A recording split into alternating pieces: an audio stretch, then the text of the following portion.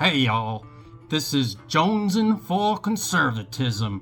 I am your host, Cleitus Jones, and now we're gonna get right into the issues of today. As you pretty much well heard, Donald J. Trump has been indicted again. The DOJ has indicted Trump again, y'all.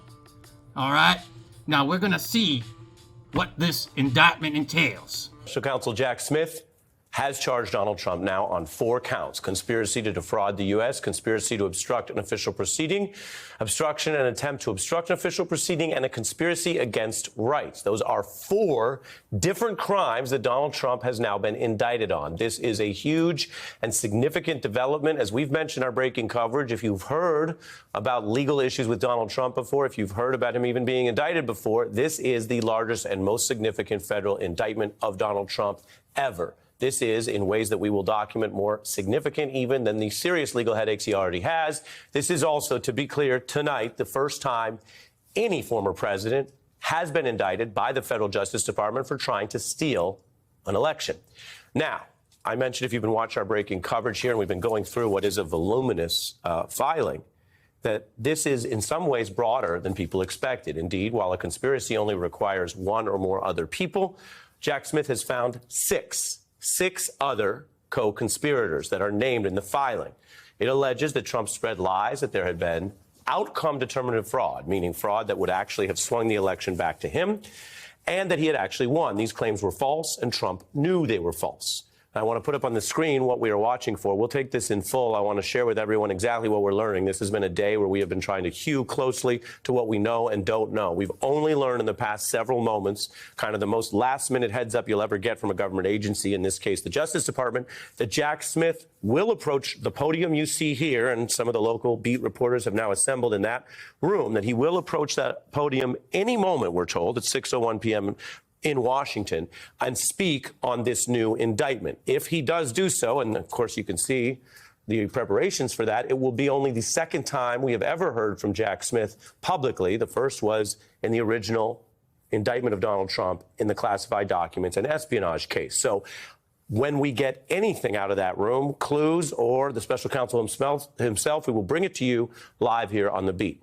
This is a breaking news night, so I want to start to bring in our experts. I have David Kelly, the former SDNY chief and my former boss, and a former SDNY prosecutor, Christy Greenberg, and our set of experts will be expanding over time. David, you've sat here in our newsroom, and we've talked about this eventuality. Tonight, it becomes reality. When you look at this case, when you look at the 4 counts, 3 conspiracies, and to be clear with people, that means above and beyond and separate from the violence on January 6th and what happened in those hours on January 6th. These are other longer-range conspiracies, some that run weeks, if not months. What kind of indictment is this? Do you view it as narrow or broad, as kind of precisely nitpicking, or looking at a wider set of election plots? I'll say a couple of things. One is, I think it's a masterpiece.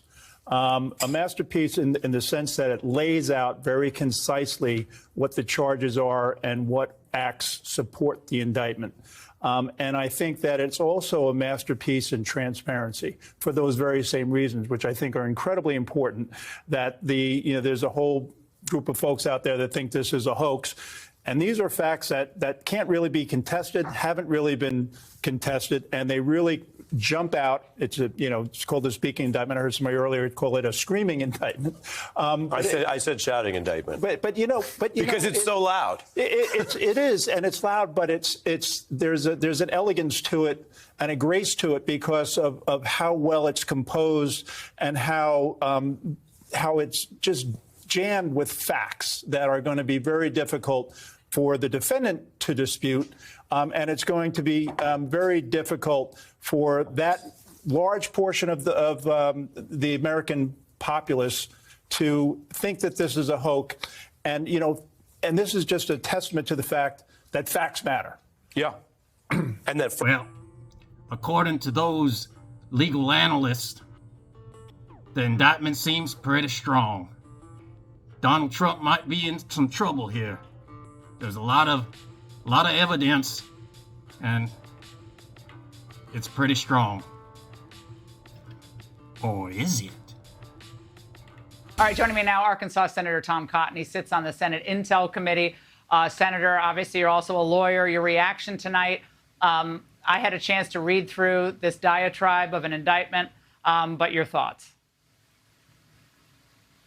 Well, Laura, I think your word diatribe is well put. I've only had a chance to skim through it, but it seems like something that you would get from an MSNBC producer for a special on that channel.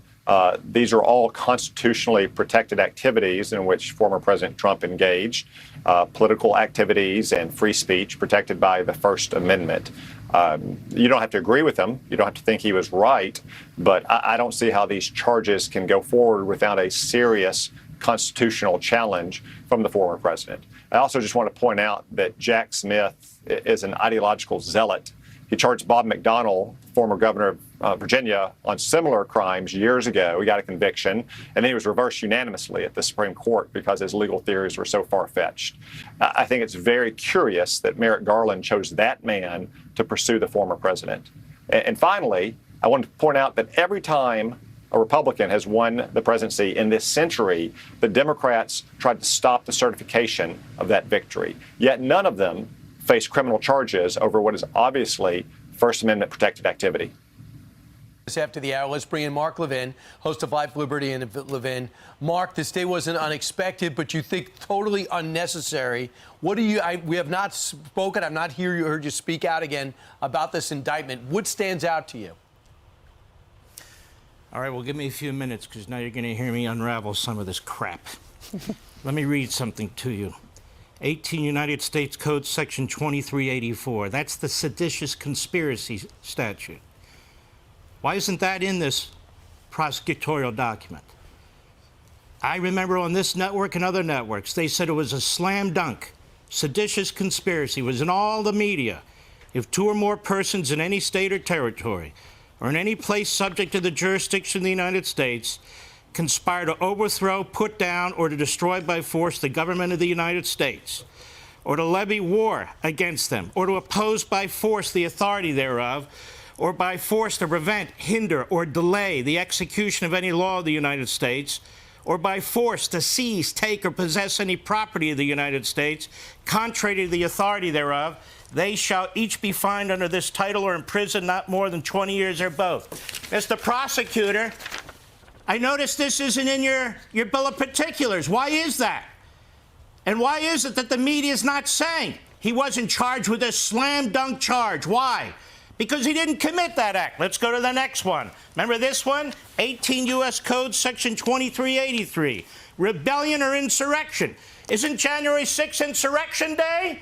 Well, whoever incites, sets on foot, assists, or engages in any rebellion or insurrection against the authority of the United States or the laws thereof, or gives aid or comfort thereto, shall be fined under this title or imprisoned not more than 10 years or both, and shall be incapable of holding any office under the United States. He's not charged with insurrection. So what the hell is he charged with? Why do we even have this document? Well, let's go through it. Let me educate you, Bill Barr. You're making a fool of yourself on CNN and everywhere else now. You should take your personal animus out of this and stand up for the country and the rule of law, because they're destroying our electoral system, as I'll explain in a second.